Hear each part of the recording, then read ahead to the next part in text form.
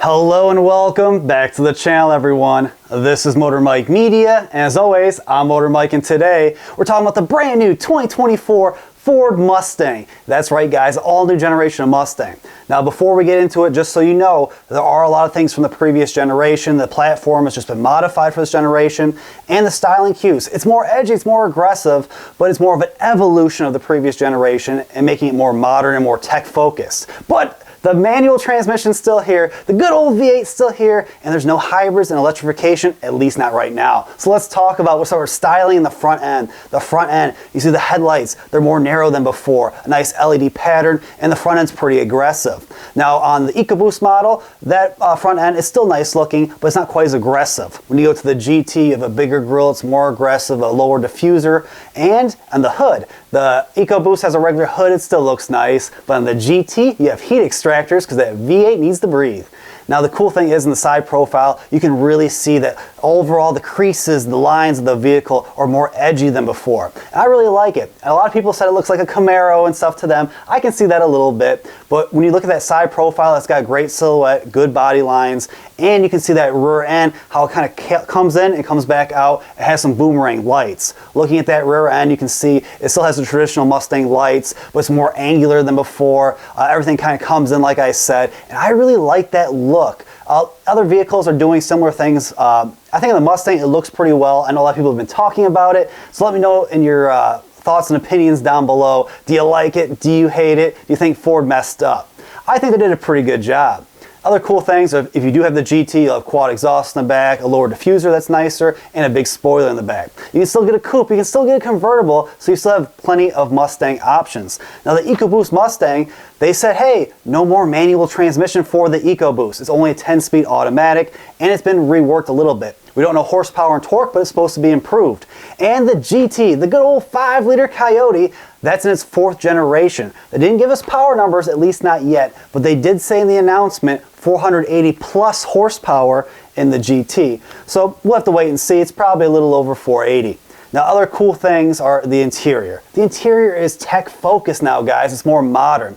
Now, I do miss the dual cowls. That's what the original Mustang had, and then they brought it back in the 90s, and I've had it ever since. It was a cool retro touch, but the Ford designers said, hey, we've done a lot with that dual cowl design, and unfortunately, to make a more modern interior, it just doesn't work anymore.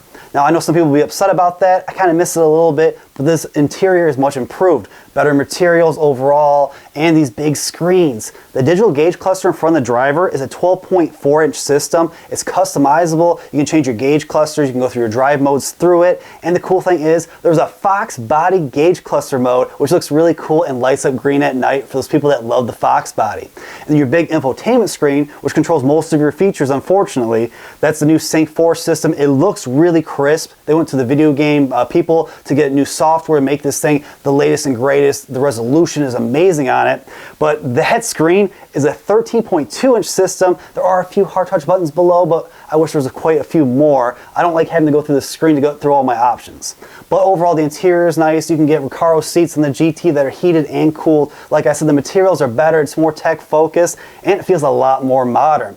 Now, if you do get that manual transmission, it's an option. It's a 6-speed manual only on the GT. It has a rev matching feature, which is awesome. So if you're not the best at shifting, that will help you out. Or if you just want more leisurely drive.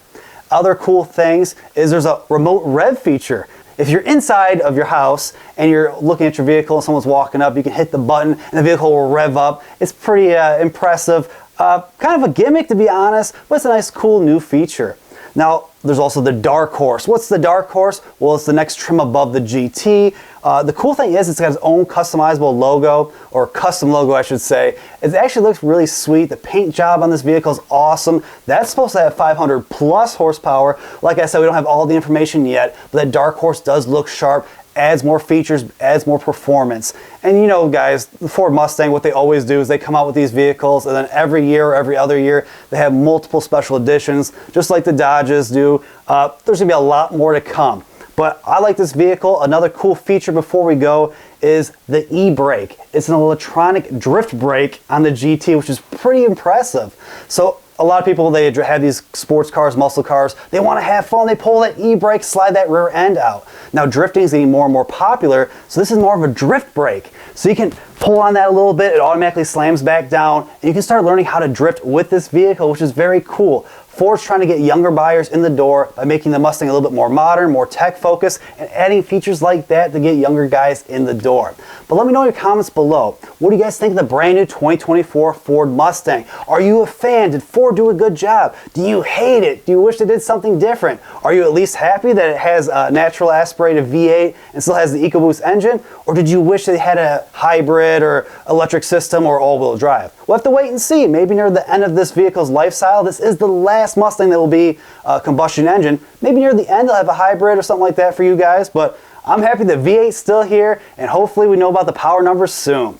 But that's all I have for you today. I thank you all for watching, and if you haven't already and you want to, please check out my channel. I keep trying to give you guys more and more content about cars, trucks, crossovers, and SUVs, combustion engines, just like this big old Coyote 5-liter, and EVs, a little bit of everything. But please, like, comment, subscribe, hit the notification bell. That way you guys can stay up to date with the latest and greatest from my channel. And as always, I truly, truly appreciate you all for watching, and I'll see you all in the next one.